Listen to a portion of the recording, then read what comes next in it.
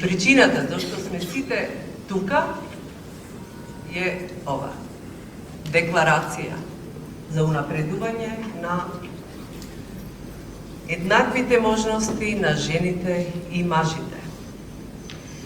Чувствувам огромно задоволство денеска и ми представува посебна чест што сме сите заедно.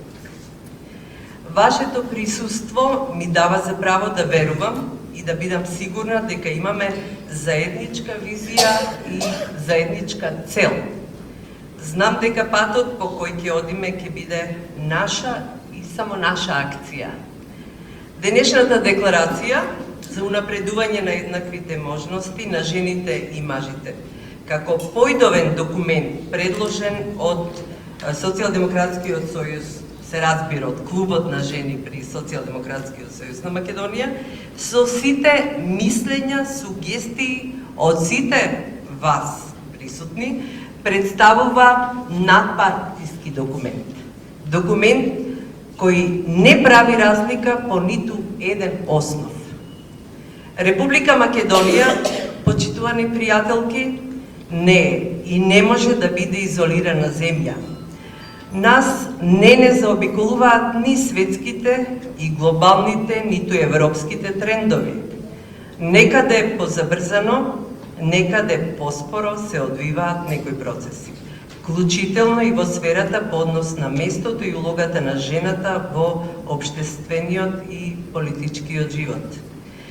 Демократијата е феномен кој не запира, но таа е најдобро изразена преку политичката свест и политичката култура, која не е ништо друго, туку култура на живење. За нас, жените од Република Македонија, тоа не е веќе само прашање на избор, ниту пак само на алтернатива.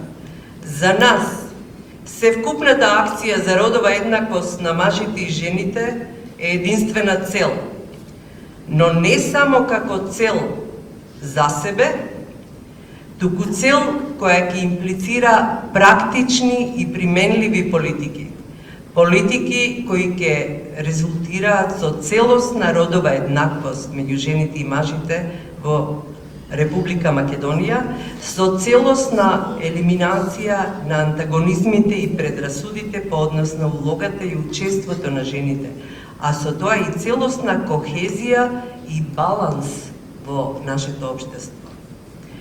Ова во прв план би значило конвергенција на досегашните партиски практики во насока на почитување на сегашните партиски документи за рамноправно учество на жената во партиските органи и тела, а посебно во носењето на партиските одлуки. Досега е направено доста, но јас велам, никогаш не е доволно.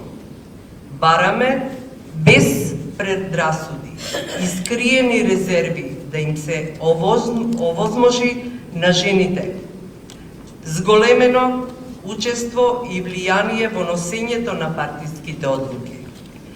Зголемен број на жени кандидатки за градоначалнички и поголем број жени на советничките листи.